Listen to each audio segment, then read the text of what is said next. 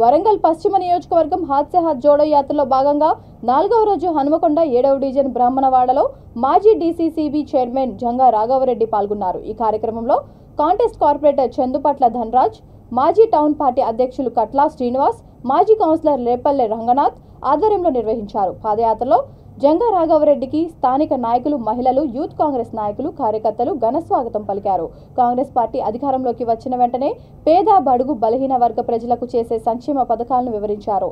దానిలో భాగంగా పేదలకు 500 రూపాయలకే గ్యాస్ సిలిండర్, ఒకేసారి రైతు రుణమాఫీ, 2 లక్షల రూపాయలు, సొంతింటి నిర్మాణం కోసం 5 లక్షల రూపాయలు సాయం, చదువుకున్న యువతి కోసం 2 లక్షల ఉద్యోగాలు భర్తీ చేస్తుందని తెలిపారు. వచ్చే ఎన్నికల్లో వరంగల్ పశ్చిమ నియోజకవర్గంలో కాంగ్రెస్ జెండా ఎగరవేస్తామని, నిత్యం ప్రజలకు అందుబాటులో ఉండి సమస్యలు పరిష్కరిస్తామని జంగా హామీ ఇచ్చారు.